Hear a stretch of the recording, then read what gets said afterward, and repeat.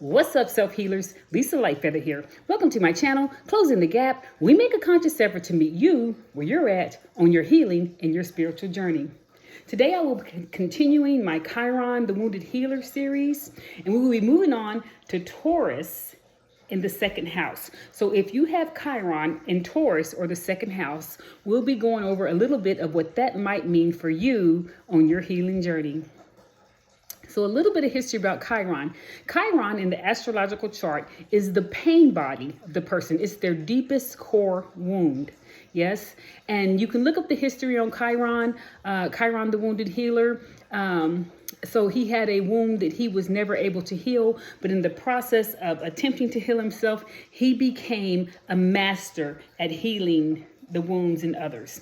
And so what you can do with Chiron is that your deepest core wound can be transformed into your most powerful healing modality for others. Yes?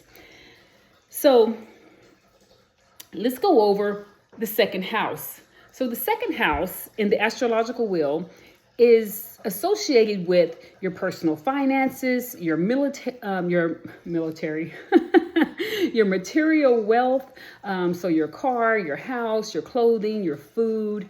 It's also associated with your self-worth and how you feel within yourself, your security. And so the second house is associated with all of those things. How you make your money, it could be associated with that, like where are your gifts and how you can make your money. And so that's what the second house is associated with. So Chiron being in the second house or being in Taurus could mean that that there is a core wound there in regards to security and finances and just the everyday life things that we need in order to feel secure. So Taurus is a sign that it's an earth sign. It's ruled by Venus. Naturally, Taurus is very reliable. They really seek security. They seek comfort. They seek sensuality. And so they seek stability. It's an earth sign and it's fixed. Yes. And so Taurus likes stability and reliability, things that they are accustomed to. They don't like a lot of change. Yeah. So when it comes to the second house or in Taurus, having Chiron there, the pain body could reside under those topics. So what does that look like when Chiron is either in the second house or in Taurus?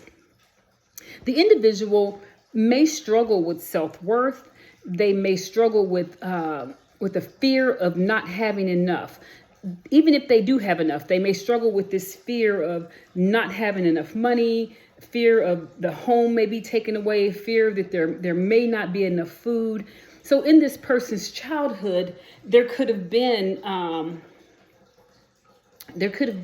some type of trauma associated with that. Like maybe there was homelessness, or maybe there was a lot of brothers and sisters and there wasn't enough food to go around.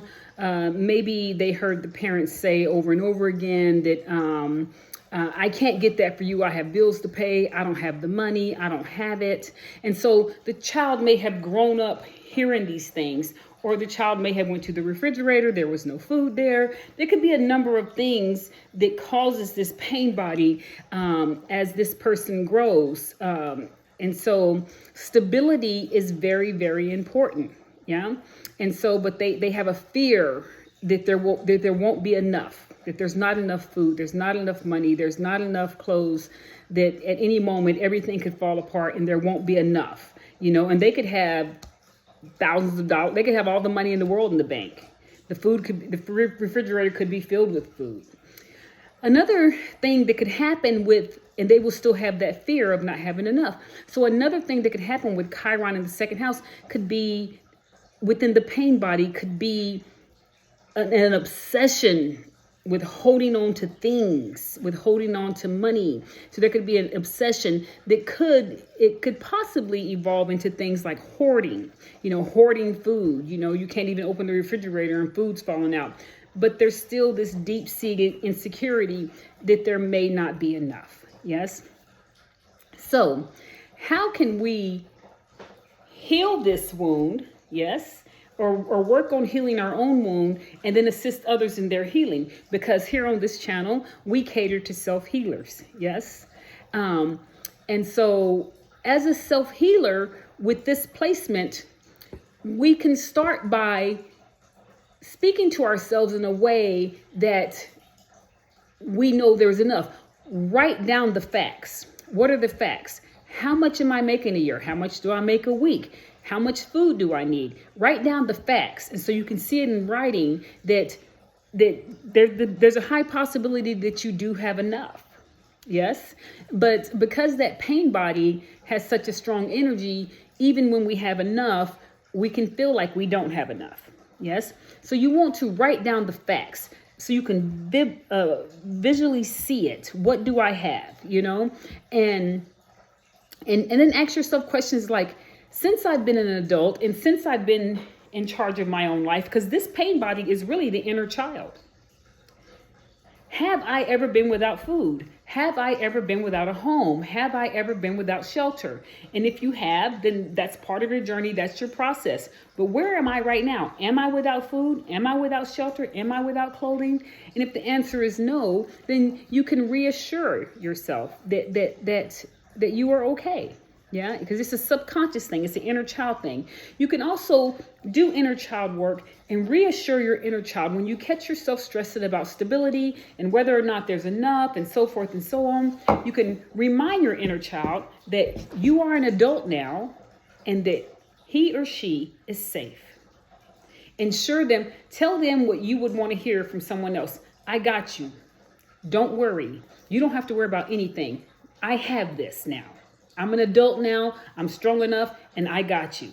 And so, you know, that may sound silly, but what you're doing is you're reassuring that inner child that's panicking that I don't have enough. Yes. So you work on this daily or however often you need it. You catch yourself in the act of worrying when there's no need to worry. Okay. And you build up your self-worth this way.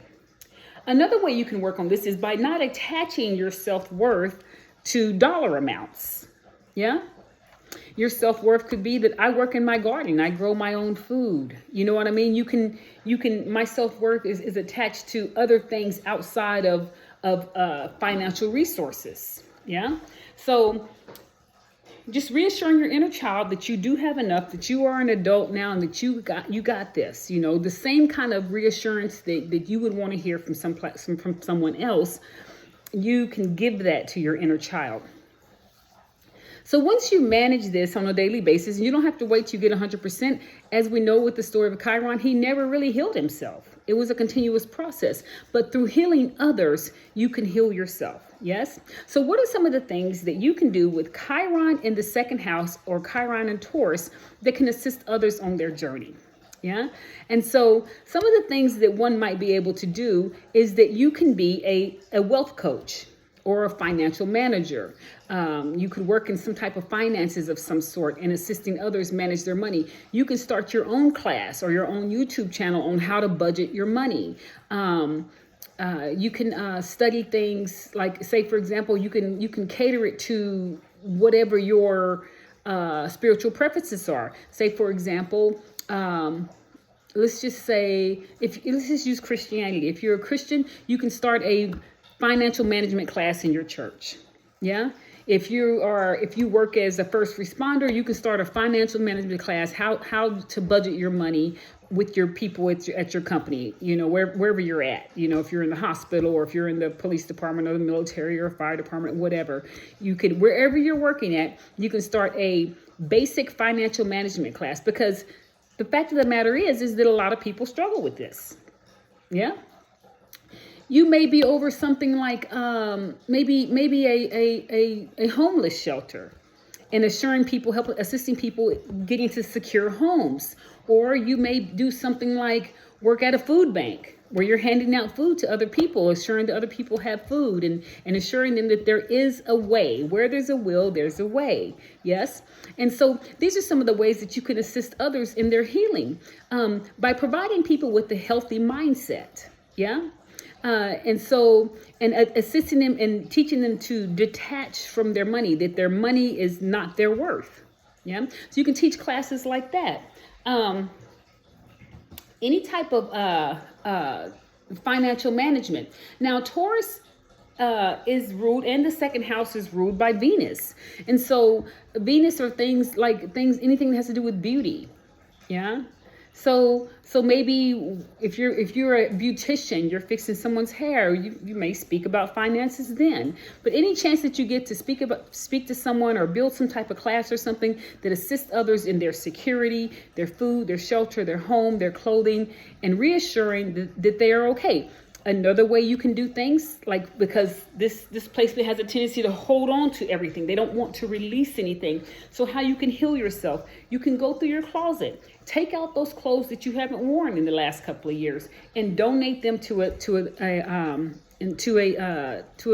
thrift store or something. When you buy something for yourself, like if you go out and buy 2 shirts, then come home and find 2 shirts that you don't wear that are good that somebody else can have, so you're not hoarding onto things. And then you can buy groceries as you go. Yeah, just put just enough food in your refrigerator, and then when you're hungry, you can always remind yourself that the grocery store is 1 block up the street. Yeah. And so these are some things. This is kind of an extreme case of someone with Chiron in the second house, or Chiron in Taurus, but these are the examples that I have for you today.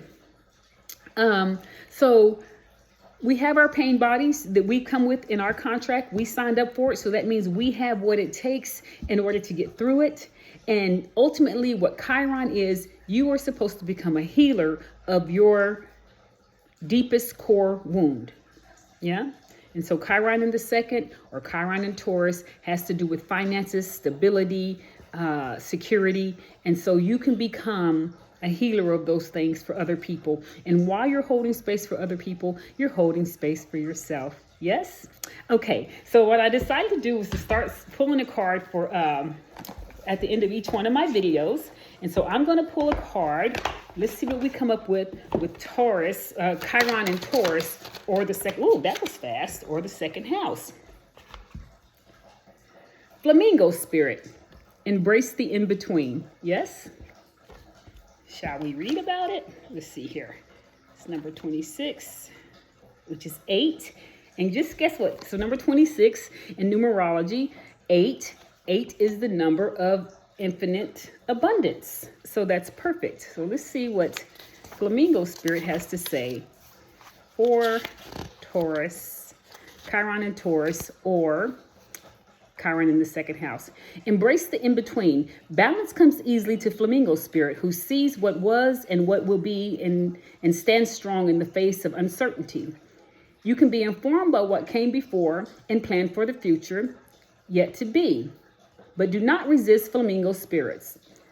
When Flamingo spirit calls to be fully present in the now, where the real magic happens, with 1 foot in the life you are moving away from, and 1 foot in the future, as you become the one who leads the life of your highest intentions. You must make peace with the fact that you are not fully in either place. Embrace the in-between. The presence of Flamingo spirit is also a sign that your creativity is arising within you and opportunities are beginning to present themselves. Remain here in a balanced state of mind, for there is much to know and learn before going forward with new plans. You can trust this moment and yourself as you take in what you see and become aware of all that you are experiencing in this in-between time. Perfect. Well, that's all I have for you for Chiron in the second house, or Chiron and Taurus. Thank you for tuning into my channel, Closing the Gap. We make a conscious effort to meet you where you're at on your healing and your spiritual journey. We'll see you next time with Chiron in the third house or in Gemini. See you later.